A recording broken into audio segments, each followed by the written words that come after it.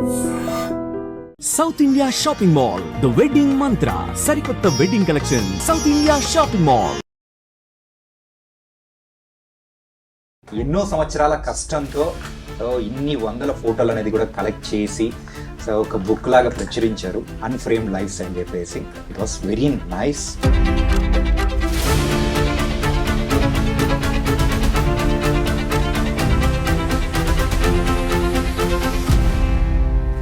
Camera ఒక్కటే నాకు తెలుసు ఈ ప్రపంచంలో. షూటింగ్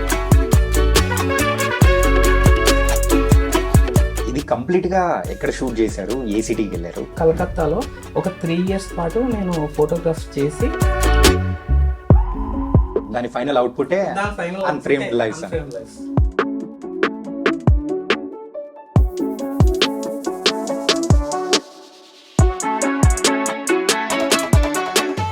ఈ ఫొటోస్ తీసేటప్పుడు ఎప్పుడైనా కానీ ఒక స్ట్రగుల్స్ ఏమైనా ఫేస్ చేశారా? బేసిక్ ఏముందంటే ఒక అటాక్ జరిగింది sir. Attack?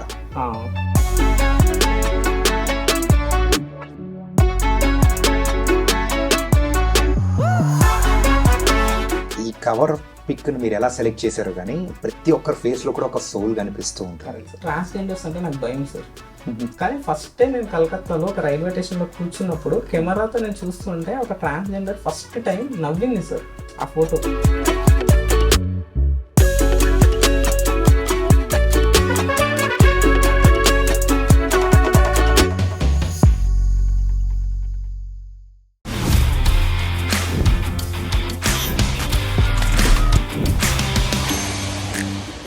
Hi guys, welcome to I dream. నేను మీ చాణక్య.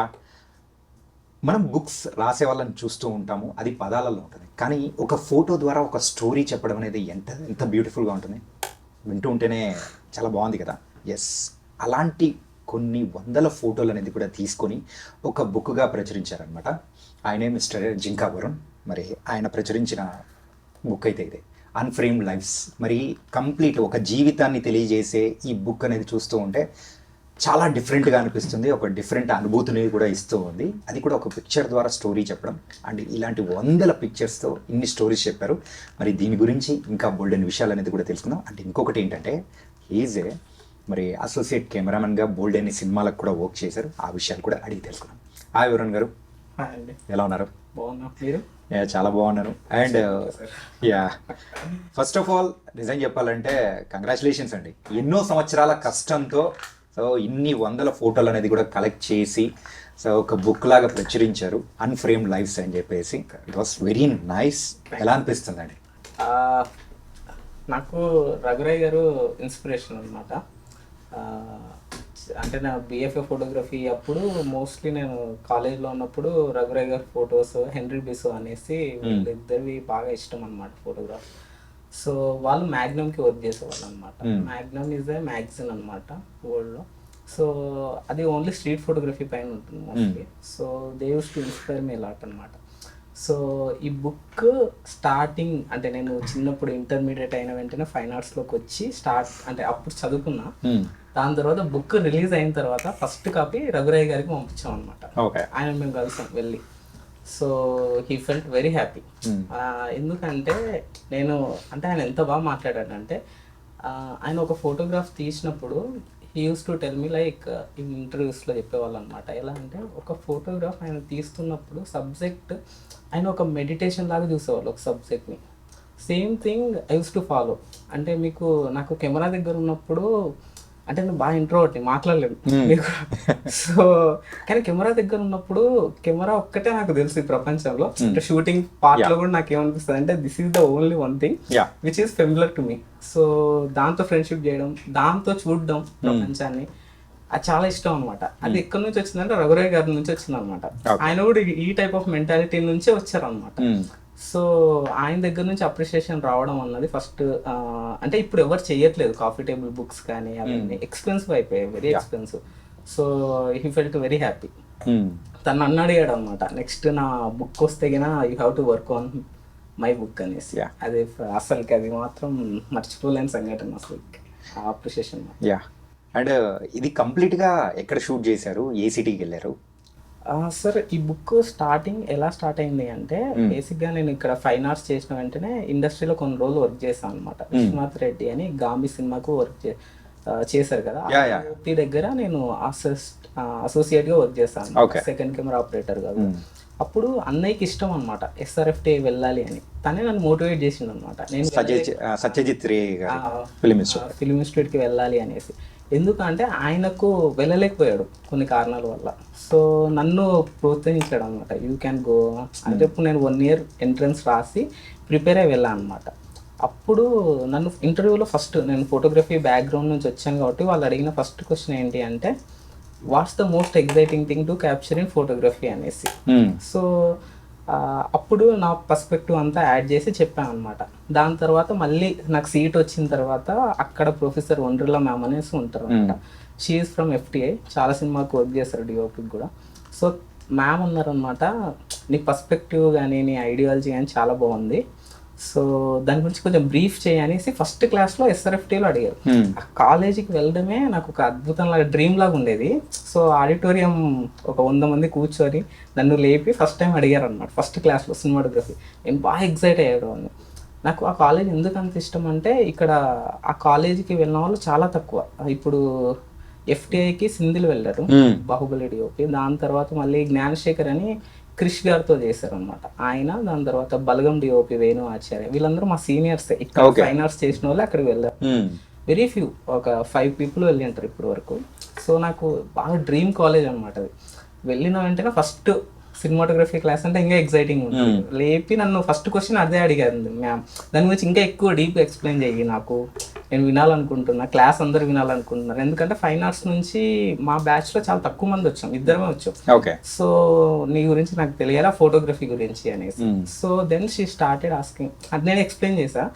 ఇది ఆమె ఏమైందంటే, నీ సేమ్ ఐడియాలజీతోనే మామూలుగా జోసెఫ్ నిసిఫోర్ నీప్సీ డాగ్రే వీళ్ళందరూ కెమెరా తీసుకొని వచ్చారు ఒక సైంటిఫిక్గా. అవును, దాన్ని దగ్గర నుంచి ఎందుకు ఫైన్ ఆర్ట్స్లోకి వచ్చింది అనేది నువ్వు ఎక్స్ప్లెయిన్ చేస్తున్నావు కదా, దీన్ని ఒక థీసిస్ లాగా రాసి ప్రజెంట్ చేయి మన కాలేజీకి అని చెప్పారు అనమాట. సో నేను ఉత్త రిటర్న్ మ్యాటర్ రాస్తే బాగోదు, దీనికి ఒక రీసెర్చ్ చేసి హ్యూమన్ లైఫ్ పైన నా పర్స్పెక్టివ్లో యాడ్ చేసి కలకత్తాలో ఒక 3 years పాటు నేను ఫోటోగ్రాఫ్ చేసి దాని తర్వాత నేను ప్రజెంట్ చేస్తాను అనమాట. దాని ఫైనల్ అవుట్పుటే అన్ఫ్రేమ్డ్ లైఫ్స్. కానీ ఈ స్టోరీ మాత్రం ఖచ్చితంగా అందరూ తెలుసుకోవాల్సింది బ్రో. ఏంటంటే మీరు చెప్పారు కెమెరా అనేది ఒక మిషన్, కానీ ఆ మిషన్ని కంప్లీట్గా ఒక ఆర్ట్ ఫామ్లోకి కన్వర్ట్ చేయడానికి it was something different. Camera అనేటప్పటికి అందరూ ఏమనుకుంటారు, ఇట్స్ ఆర్ట్ అని చెప్పేసి అనుకుంటారు. ఇట్స్ నాట్ ఎన్ మిషన్ అని చెప్పేసి అనుకునే సందర్భాలు లేనే లేదు. ప్రతి ఒక్కరు కూడా దానికి కూడా ఒక లైఫ్ ఉంది, ఒక ఆర్ట్ ఉందని అని అనుకుంటారు. ఈ స్టోరీ ఎట్లా ట్రాన్స్ఫార్మ్ అయింది అసలు? యాక్చువల్గా మనకు 18th centuryలో పెయింటింగ్ అనేది పీక్ ఉండేది అన్నమాట. మోస్ట్లీ పెయింటింగ్ అనేది ఎలా ఉండేదంటే, నాకు రెంబ్రాండ్ పెయింటర్ అనే ఆయన ఇటాలియన్, వెరీ ఫేమస్ పెయింటర్ అన్నమాట, నాకు బాగా ఇష్టం కూడా. సో అప్పుడు టైంలో ఎట్లుండేదంటే, గ్రేటెస్ట్ పెయింటర్స్ అందరూ రాజులకు పెయింటింగ్ వేసేవాళ్ళు, అది కూడా కొన్ని సంవత్సరాల పాటు వేసేవాళ్ళు అనమాట. సో మనకు ఆస్థాన కవులు ఎట్లుంటారో ఆస్థాన పెయింటర్స్ ఉండేవాళ్ళు. ఓకే, సో ఈ నార్మల్ పీపుల్కి అనేది పెయింటింగ్ అనేది నాట్ ఎట్ ఆల్ రిలేటెడ్ ఉండేది అసలు. మీరు అంటే ఇప్పుడు అంటే ఇప్పుడు మీ పోర్ట్రేట్ అయితే పెయింటర్ అయితే వేయడు, గొప్ప పెయింటర్ వచ్చి వేయడు. So most of the memories ఉండేవి కాదు ఎవరికి, హ్యూమన్స్కి. సో 18th centuryలో పీక్ టైంలో పెయింటింగ్ ఉన్నప్పుడు, దాని తర్వాత మనకు ఫోటోగ్రఫీ టెక్నికల్గా స్టార్ట్ అయింది. సైంటిస్టులు క్రియేట్ చేశారు కెమెరాని బేసిక్గా, జోసెఫ్ నిప్సీ డాగ్రే వీళ్ళందరూ సైంటిస్టులు బేసిక్గా. సో వాళ్ళ దగ్గర నుంచి మనకు కెమెరా వచ్చింది. వాళ్ళు అప్పుడు ఏం యూజ్ చేసేవాళ్ళు అంటే, వాళ్ళు సైంటిస్టులు కదా, ఆ స్టూడియోని ఫోటోలు తీసేవాళ్ళు, మోస్ట్లీ డాక్యుమెంటేషన్ చేసేవాళ్ళు. ఈ ఫైన్ ఆర్ట్స్ దీని గురించి అసలు రిలేటెడ్ కదా. దాని తర్వాత painters then they took the photo, camera తీసుకొని. ఇది కూడా ఎలా అంటే, ఒక మనిషి ఫోటోగ్రాఫ్ చేసినప్పుడు, అంటే నేను 18th century ఆ టైంలో 1864 ఆ టైంలో మాట్లాడుతున్నా. అంటే ఒక మనిషి చూడడమే అద్భుతం అనమాట. అంటే ఇది ఫోటోగ్రాఫ్లో చూసి ఏడ్చేవాళ్ళు ఆ టైంలో. సో అంత విపరీతంగా అక్కడ నుంచి అది ఆర్ట్ ఫామ్లోకి కన్వర్ట్ అయింది. ఓకే, ఆల్ఫర్డ్ అనేసి ఒక అతను అమెరికన్ ఫోటోగ్రాఫర్ 1864 నుంచి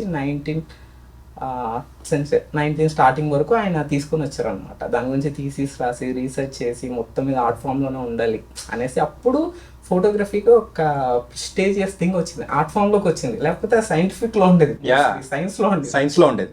సో కానీ ఆర్ట్ ఫామ్ లోకి రావడానికి so this the back story. Nice. దాని తర్వాత ఇంకా ఇండియాలో ఇంతవరకు ఎవరు దీని గురించి టాపిక్ గురించి, ఎందుకంటే ఇప్పుడు వెరీ యాక్సెసిబుల్, మీరు కూడా ఫొటోస్ తీస్తున్నారు, ఇప్పుడు వెరీ కామన్ అయిపోయింది. కానీ ఆ రీసెర్చ్ మెటీరియల్ అనేది ఎవరు రాయలేదు. మనకి ఫారిన్ లో సుశాన్ ట్యాగ్ అని ఒక ఫిలాసఫర్ ఉంటారు, తను రాశారు అనమాట. చాలా మంది రాశారు కానీ ఇండియాలో ఎవరు రీసెర్చ్ చేసి ఒక హ్యూమన్ లైఫ్ పైన ఫోటోగ్రఫీ పైన రిలేటెడ్ ఎవరు రాయలేదు. నేను ఫస్ట్ టైం ఒక రీసెర్చ్ థీసిస్ లాగా తీసుకుని వచ్చాను అనమాట. So you are the first person. First person. Okay, super bro.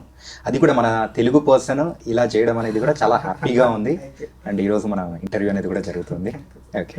And Varun గారు, సో ఇంత బుక్ మీరు చేయడానికి, సో ప్రతి ఫోటోగ్రాఫ్ని మీరు ఫ్రేమ్ చేయడానికి కానీ, సో అందులోంచి సెలెక్ట్ చేయడానికి చాలా డిఫికల్టీస్ అనేది కూడా ఫేస్ చేసే ఉంటారు. సో ఇన్ని ఫొటోస్లలో సెలెక్ట్ చేసుకునే టైంలో కూడా వాట్స్ ద స్ట్రగుల్స్ మీరు ఫేస్ చేసింది? సార్ ఈ జర్నీ ఒకసారి చెప్తాను. నేను ఇక్కడ ఫైన్ ఆర్ట్స్ చేశాను జేఎన్టీయూలో, జవహర్లాల్ నెహ్రూ ఫైన్ ఆర్ట్స్ కాలేజ్లో.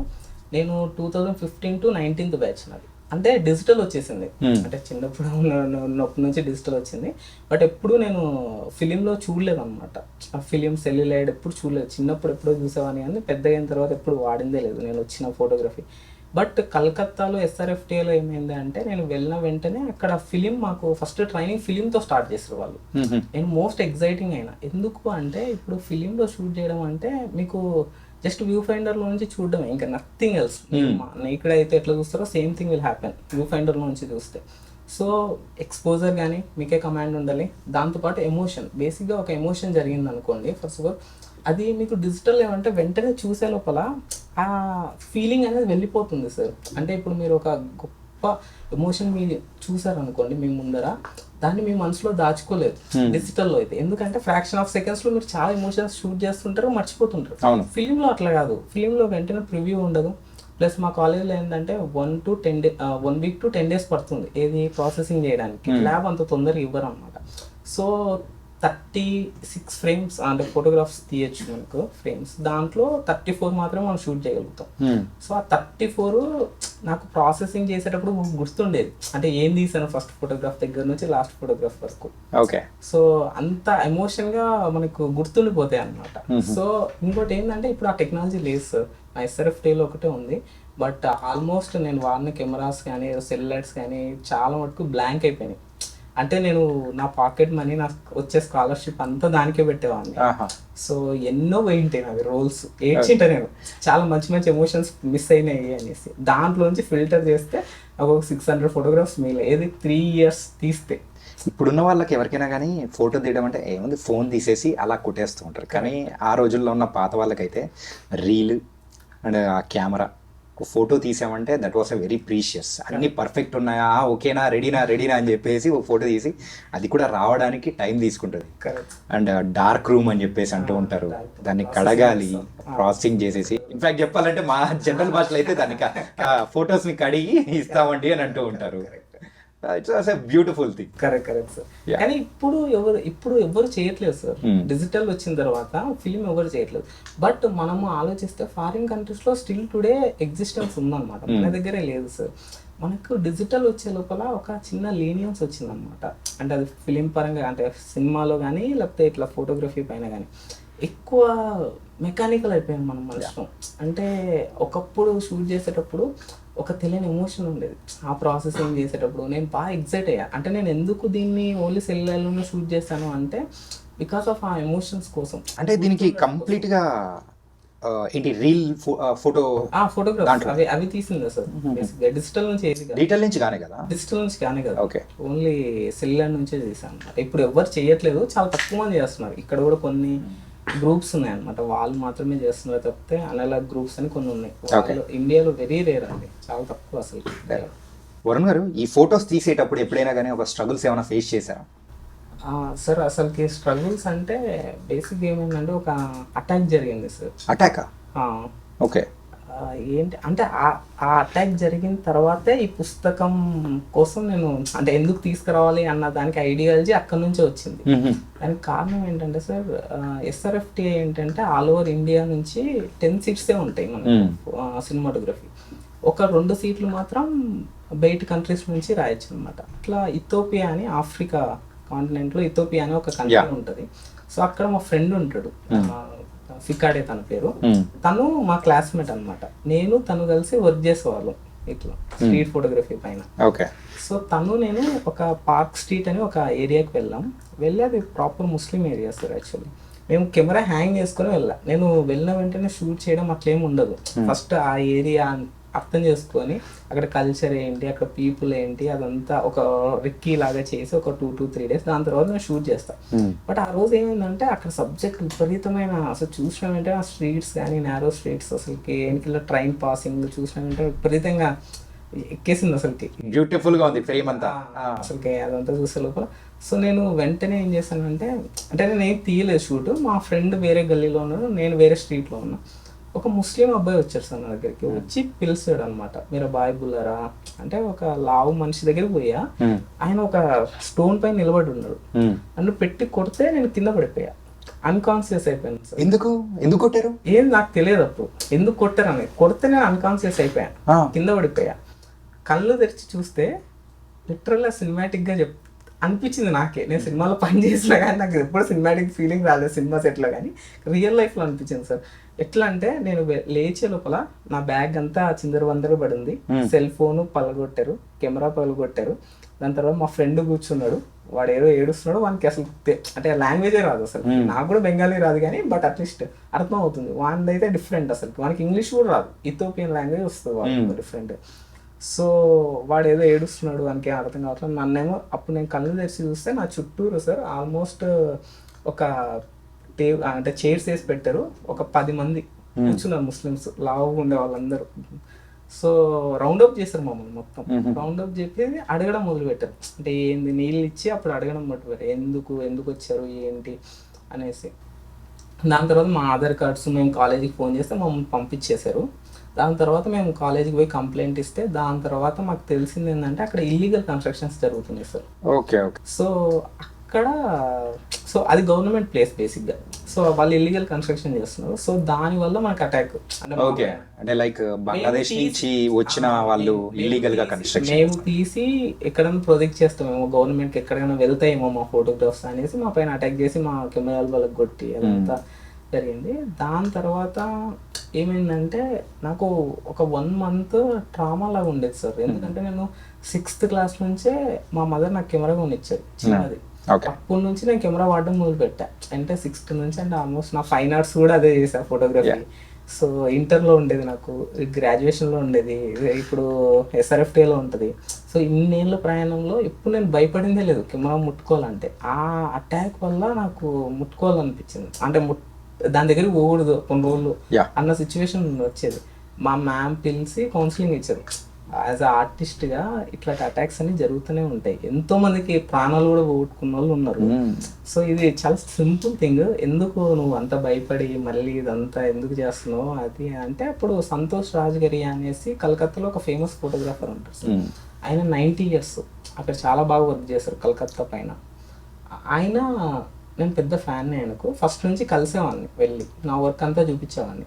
ఆ సిచ్యువేషన్ జరిగినప్పుడు ఆయన బుక్ లాంచ్ చేశారు, మూమెంట్స్ ఇన్ టైమ్ అనేసి. సో అప్పుడు నన్ను పిలిచారు, పిలిచి ఒక ఆల్మోస్ట్ ఈవెంట్ అంతా అయిపోయిన తర్వాత ఒక నైట్ అంతా వాళ్ళ ఇంట్లో కూర్చోబెట్టి మాట్లాడారు నాతో. మాట్లాడి నా వర్క్ అంతా చూపించా ఆయనకు. చూపిస్తే this is the correct moment, you have to make a book అని అన్నారు అనమాట. సో అంత ఈజీగా అనేసి నేను వచ్చి గూగుల్లో సెర్చ్ చేసి సరే రేపు నుంచి బుక్ చేసేద్దామని ఫిక్స్ అయిపోయాను అనమాట. కానీ లిటరల్లీ సార్ బుక్ చేయడం అన్నది ఎంత టఫెస్ట్ సిచ్యువేషన్ నేను చెప్తాను అనమాట. ఇండియాలో ఇప్పుడు నాకు తెలిసి ఆల్మోస్ట్ ఏ పబ్లికేషన్ కాఫీ టేబుల్ బుక్స్ చేయట్లేదు సార్, ఎందుకంటే వెరీ ఎక్స్పెన్సివ్, ఎవరు కొనరు. బట్ lakhsలో crores అవుతుంది, బేసిక్గా మినిమం lakhsలో అయిపోతుంది. అంటే ఈ బుక్ చేయడానికి మీకు ఎన్ని లక్షలు పడింది? సార్ ఆల్మోస్ట్ 6 lakhs అయింది సార్. 6 lakhs. ఓకే. సో 6 lakhsలో కూడా అంటే చెప్తా ప్రయాణం ఎట్లా జరిగిందో సింపుల్గా. బేసిక్ ఏమైందంటే నేను ఇప్పుడు మనకు డిజిటల్లో ఏమైందంటే సార్ అమెజాన్లో మీరు జస్ట్ పీడిఎఫ్ అప్లోడ్ చేస్తే వెంటనే వాళ్ళే బుక్ ప్రింట్ ఆన్ డిమాండ్ కింద ఒక బుక్ ఇచ్చేస్తారు మీకు. ఎవరైనా కొనుక్కోవచ్చు అమెజాన్ నుంచి, వాళ్ళే ప్రింటింగ్ చేసి ఇచ్చేస్తారు. సో ప్రాబ్లం ఏంటంటే వాడే పేపర్ క్వాలిటీ సార్. నేను సెల్యులర్లో తీసాను, సో నా ఫోటోగ్రాఫ్స్లో ఒక లైఫ్ ఉండేది. సో ఈ నార్మల్ A4 షీట్లో వేస్తే ఏమవుతుందంటే దాని క్వాలిటీ అంతా చనిపోయి ఒక బ్లాక్ అండ్ వైట్ వచ్చి మీరు అసలు ఎమోషన్గా ఫీల్ అవ్వదు. అంటే నేను చూసిన ఎమోషన్ మీరు చూడాలన్నదే కదా ఆర్టిస్ట్ గా ఒక కోరిక. సో అది వచ్చేది కదా అనమాట. సో ఏదైతే మనం వరల్డ్ కప్ ఓడిపోయామో ఆ రోజు నాకు బుక్ వచ్చింది అమెజాన్ నుంచి. సో అది నాకు కూడా రెండు డిజాస్టర్లు ఆ రోజే. సో దాని తర్వాత నేను కొంచెం రీసెర్చ్ చేశాను సార్. మనకు ఇండియాలో నేషనల్ ఇన్స్టిట్యూట్ ఆఫ్ డిజైనింగ్ అని ఒక ఇన్స్టిట్యూట్ ఉంటుంది. వాళ్ళ దగ్గరికి వెళ్ళి శశి కిరణ్ అనేసి అతన్ని కలుస్తాను, మా సీనియర్ ఇక్కడ JNFA నుంచి. దాని తర్వాత అక్కడ చదివారు అనమాట. సో తను ఏం చేస్తారంటే బుక్ డిజైనింగ్ గురించి ఎక్స్ప్లెయిన్ చేస్తున్నారు. అంటే ఎట్లా ఇంటర్నేషనల్ స్టాండర్డ్ బుక్స్ తీసుకురావాలంటే ఏం చేయాలి. అప్పుడు థామ్సన్ హెడ్సన్ అని ఒక కంపెనీ ఉంటుంది సార్, పబ్లికేషన్ కంపెనీ. ఆ కంపెనీకి నేను మెయిల్స్ రాశాను. వాళ్ళు ఏంటంటే రఘురాయ్, హెన్రీ బిసో టాప్ మోస్ట్ ఫోటోగ్రాఫర్ ప్రింట్ చేసే బుక్స్ ప్రింట్ చేస్తారు అన్నమాట. ఓకే. సో వాళ్ళు నేను 3 rounds ఉంటాయి సార్. నేను సెకండ్ రౌండ్ కూడా క్వాలిఫై అయ్యా. థర్డ్ రౌండ్ ఏమైందంటే నేను ఒక న్యూ బడ్డింగ్ ఆర్టిస్ట్ని కదా, సో నా మీద ఒక 1 crore ఇన్వెస్ట్ చేయడం అన్నది వాళ్ళకు మార్కెట్ పరంగా అంత వాల్యుబుల్ కాదేమో అనేసి అది రిజెక్ట్ చేశారు. బట్ ఆర్టిస్టిక్గా క్రియేటివ్ సైడ్ నుంచి వాళ్ళు అప్రోచ్ బాగుంది. సెకండ్ బుక్ మాత్రం మేమే చేస్తామని చేసి చెప్పారు అనమాట. ప్రామిస్ కూడా చేశారు, నాకు మెయిల్స్ వచ్చాయి వాళ్ళ దగ్గర నుంచి. అది ఐ ఫెల్ట్ హ్యాపీ. దాని తర్వాత వాళ్ళు వర్క్ బాగుంది అన్నారు కదా, సో నేనేమనుకున్నా అంటే క్రౌడ్ ఫండింగ్ చేద్దాం. సో వాళ్ళ స్టాండర్డ్ ఆఫ్ బుక్ క్రియేట్ చేయాలి అంటే మనం ఇండియాలో, సో అనేసి క్రౌడ్ ఫండింగ్ స్టార్ట్ చేశాను సార్ స్టార్టింగ్. సో నేను మా చెల్లెలు ఇద్దరం కలిసి స్టార్ట్ చేసాం. అసలు మాకేం తెలియదు, స్టార్టెడ్ జస్ట్ ఒక 10 photographs అప్లోడ్ చేసి సోషల్ మీడియాలో దెన్ స్టార్టెడ్. అప్పుడు నాకు డిఫరెంట్ స్టేట్స్ నుంచి సార్ ఫోటోగ్రఫీ అసోసియేషన్స్ ఉంటాయి కదా, అందరికి పంపిస్తే ఆల్మోస్ట్ 2 lakhs దాకా ఫ్రెండ్స్, ఫిలిం పీపుల్, ఇక్కడ ఉండే టాప్ మోస్ట్ డిఓపీస్ అందరూ, బాలీవుడ్లో ఉండే వాళ్ళు చాలా మంది డిఓపీస్ పని చేశారు అనమాట. సో దానివల్ల 2 lakhs వచ్చాయి. నేను 2 lakhsకి అయిపోతుంది అనుకున్నా. దాని తర్వాత పబ్లికేషన్ పోయినాక నాకు తెలిసింది టేక్స్ lakhs ఆల్మోస్ట్. మళ్ళీ కూర్చొని మళ్ళీ నేను లోన్ తీసుకొని ఒక 3 lakhs దాకా దెన్ కంప్లీటెడ్. సూర్యగంటి గారు అని ఒక డాక్టర్ ఉంటారు, he help me a lot. And దీనికి జాయిలెంట్ ప్రొడ్యూసర్స్ ఉంటారు సార్, హరిచరణ్ ప్రసాద్ గారు అని మా గురూజీ ప్లస్ మెంటర్ అనమాట ఆయన. So he help me most అనమాట. అంటే ఈ గ్యాదరింగ్ అనేది అంటే ఆయన ప్రొడ్యూసర్ అనుకోని చెప్పచ్చు. ఆయనే అందరినీ పుల్ చేసి పీపుల్ని ఆ మనీని అంతా గ్యాదర్ చేసి బుక్ కోసం పంపించారు అనమాట. సూపర్. అంటే మీ డ్రీమ్ ని ఫుల్ఫిల్ చేయడానికి ఆటోమేటిక్ గా ఏంటంటే ప్రకృతి మీకు బాగా హెల్ప్ చేసింది అనుకోవచ్చు. కరెక్ట్ సార్ కదా. కానీ ఇందులో కొన్ని ఫోటోగ్రాఫ్స్ చూస్తూ ఉంటే దట్ లైఫ్, నేను స్టార్టింగ్లో ఇంట్రడక్షన్లో చెప్పాను చూసారా, ప్రతి ఫోటోకి ఒక స్టోరీ ఉంటుంది. ఆ స్టోరీని కూడా ఎక్స్ప్లెయిన్ చేస్తూ కూడా మీరు ఇందులో చెప్పారు, చాలా బాగుంది. And coming to the movies journey ఒకసారి మాట్లాడుకుందాం. స్టార్టింగ్ ఫస్ట్ ఏ మూవీతో మీరైతే అసోసియేట్ కెమెరామెన్గా కానీ అసిస్టెంట్ కెమెరామెన్గా కానీ మొదలు పెట్టారు? అది నేను BFA ఫోటోగ్రఫీ అయిన వెంటనే ఫస్ట్ విశ్వనాథ్ అని ఇప్పుడు మను సినిమా తీశారు ఫస్ట్. దాని తర్వాత మళ్ళీ ఇప్పుడు గామి మన రీసెంట్గా రిలీజ్ అయింది. అన్న దగ్గర నేను ఒక 2 years పాటు వర్క్ చేయడం జరిగింది. దాని తర్వాత నెక్స్ట్ SRFT వెళ్ళి ఇప్పుడు ప్రజెంట్ ఏమో బాలీవుడ్లో నాగరాజ్ మంజిలా అనేసి ఉంటారు, ఆయన దగ్గర సుధాకర్ రెడ్డి దగ్గర సెకండ్ ఏసీగా చేస్తున్నా. దాంతోపాటు మళ్ళీ ఎనిమల్ ఫిలిం ఐడియా ఉంది కదా, ఆ డిఓపి అమిత్ రాయ్ అనమాట. సో ఆయన దగ్గర రీసెంట్ గా దేవా అని ఒక ఫిలిం వచ్చింది షాహిద్ కపూర్, దానికి అసోసియేట్ గా చేశాను. దాంట్లో నా పేరు ఉంటుంది, అసలు 2 పేర్లు. దాని తర్వాత ఇప్పుడు ఇండిపెండెంట్ గా ఇక్కడ తెలుగులో వర్క్ చేస్తున్నాను డిఓపి. అదే నేను అడుగుదాం అనుకున్నా, అన్ని బాలీవుడ్ అంటే సైడ్ వెళ్ళిపోయారా, తెలుగులో లేవా అని చెప్పి. ఇప్పుడు రూపాయి నమః అనేసి వాళ్ళు నాగేశ్వరం వాళ్ళ relatives, we're going to come. Shoot మొన్ననే అయిపోయింది రీసెంట్ గా. With in 2 months 3 months you can see the film. Okay. అంటే ఇన్ని ఫొటోస్ మీరైతే ప్రింట్ చేశారు కదా, ఇందులో మీకు బాగా నచ్చిన ఫోటో అంటే ఏది? సార్ అది చెప్తాను. దానికి ఒక చిన్న స్టోరీ ఉంటుంది సార్. ఏంటి అంటే నేను ఒక 100 photographs తీసుకున్నాను. ఆ 100 photographsలో ఫస్ట్ బర్త్ దగ్గర నుంచి చనిపోయేంత వరకు ఆ హోల్ సర్కిల్, హ్యూమన్ సర్కిల్ని కవర్ చేద్దాం అనేది నా ఐడియాలజీ అనమాట. ఓకే. సో దీంట్లో ఫస్ట్ ఫోటోగ్రాఫ్ మీరు చూస్తే గిన ఒక ఇదేనా? ఇది సార్ లోపల ఉండదు. ఓకే. ఫస్ట్ ఫోటోగ్రాఫ్ అదే అన్నమాట. సో అది ఒక అంటే మనం పుట్టుక దగ్గర నుంచి మొదలు పెట్టా అనమాట. ఒక అంటే కుమార్టుల్లిలో నుంచి అంటే ఇప్పుడు మనం బర్త్ అనేది ఎట్లా వస్తుంది సార్, సెక్స్ నుంచి రిలేటెడ్ కదా. సో కుమార్టుల్లిలో మీకు ఏంటంటే ప్రాస్టిట్యూట్స్ ఉంటారు, వాళ్ళను మనం సొసైటీ చాలా తక్కువ చేసి చూస్తుంది. బట్ లిటరల్లీ దుర్గామాత పూజ జరుగుతుంది, కలకత్తా దుర్గామాత పూజ అంటే వరల్డ్ ఫేమస్.